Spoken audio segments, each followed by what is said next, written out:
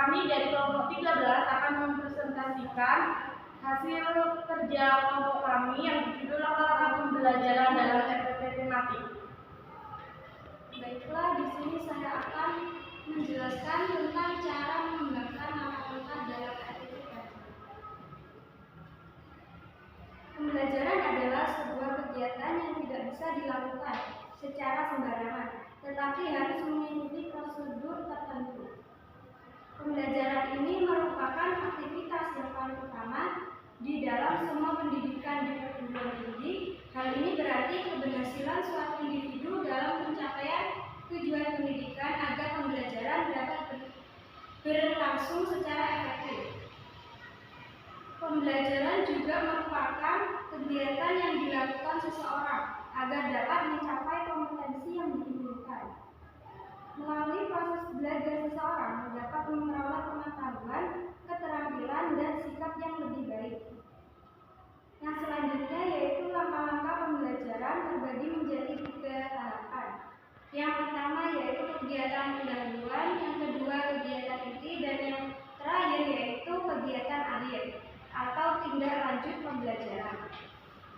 Yang pertama yaitu kegiatan pendahuluan. Pendahuluan ini merupakan kegiatan awal dari pembelajaran sehingga dapat menciptakan suasana awal pembelajaran yang efektif dan siswa dapat mengikuti jalan proses pembelajaran. Yang kedua yaitu kegiatan inti. Jadi kegiatan inti ini merupakan kegiatan yang utama sehingga siswa mampu menguasai pengalaman dalam proses belajar yang sudah direncanakan oleh guru. Yang selanjutnya yaitu kegiatan akhir atau tindak lanjut pembelajaran. Kegiatan akhir ini tidak hanya diartikan sebagai kegiatan untuk menutup, tetapi sebagai kegiatan hasil belajar siswa. Sekian dari saya. Wassalamualaikum warahmatullahi wabarakatuh. Saya kembalikan lagi ke moderator.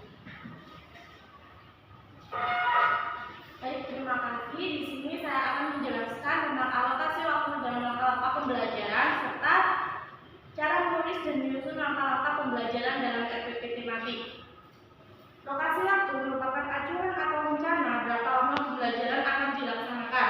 Alokasi waktu ditentukan sesuai dengan kebutuhan untuk mencapai KD atau yang sering kita sebut dengan kompetensi dasar dan bahan belajar. Alokasi waktu 1 jam pembelajaran adalah 40 menit. Secara sederhana, alokasi waktu dapat diartikan sebagai penyusunan waktu dalam kurikulum. Adapun langkah-langkah yang harus ditempuh dalam menentukan alokasi waktu pembelajaran, yang pertama adalah menentukan kapan kegiatan pembelajaran dimulai sampai kapan kegiatan pembelajaran berakhir. Dan yang kedua, menentukan jumlah minggu efektif pada setiap bulan setelah diambil hari minggu ujian dan hari libur. Yang ketiga, menentukan hasil belajar. Selanjutnya yaitu cara menulis dan menyusun langkah-langkah dalam pembelajaran RPP tematik. Langkah-langkah awal dari penyusunan rencana pelaksanaan pembelajaran RPP dimulai dari mencantumkan identitas RPP. Yang kedua, tujuan pembelajaran. Yang ketiga, materi pembelajaran. Yang keempat, metode pembelajaran. Yang kelima, langkah-langkah kegiatan pembelajaran.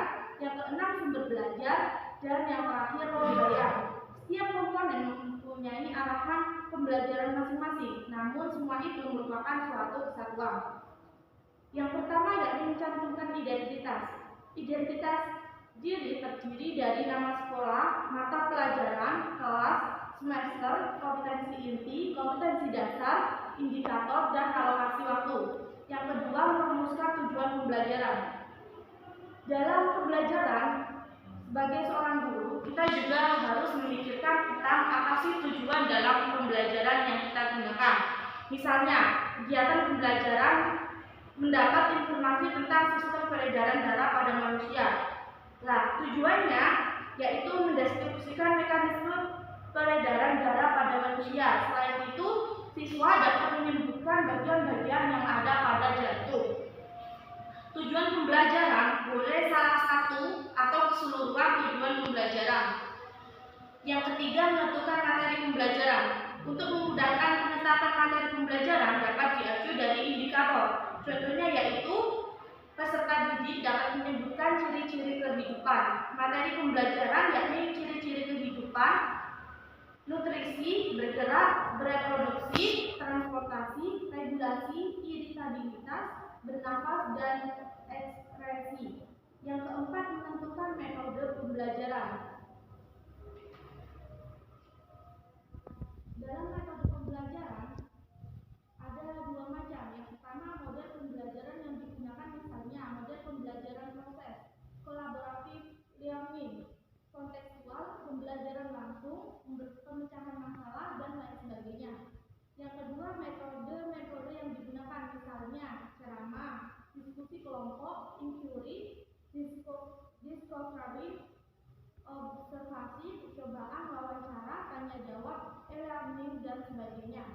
Yang kelima, menetapkan kegiatan pembelajaran. Nah, di dalam kegiatan pembelajaran mestinya ada langkah-langkah unsur kegiatan, langkah-langkah atau yang sering kita sebut dengan unsur kegiatan. Unsur kegiatan pembelajaran sendiri terdiri dari pendahuluan, kegiatan inti, dan yang terakhir penutup. Kegiatan pendahuluan terdiri dari orientasi, apresiasi, motivasi, pemberian acuan, pembagian kelompok belajar, dan menjelaskan mekanisme pelaksanaan pembelajaran sesuai dengan rencana langkah-langkah pembelajaran. Kegiatan penutup terdiri dari dua langkah, yaitu umpan balik dan tindak lanjut. Umpan balik merupakan kegiatan hasil tes formal yang sering dinamakan dengan umpan balik. Tindak lanjut merupakan kegiatan yang dilakukan siswa setelah melakukan tes formatif dan mendapatkan umpan balik. Yang keenam, memilih sumber dalam belajar. Memilih sumber belajar mengacu pada rumusan yang ada dalam silabus yang telah dikembangkan. Sumber belajar mencakup rujukan, lingkungan, media, narasumber, alat, dan bahan. Yang terakhir yakni menentukan penilaian. Penilaian dari kurikulum K13 menggunakan pendekatan atau model autentik assessment yang menyangkut ranah kognitif atau pengetahuan, aprentif atau sikap, dan psikometrik atau keterampilan. Jenis penampilan yang dipilih harus disesuaikan dengan materi,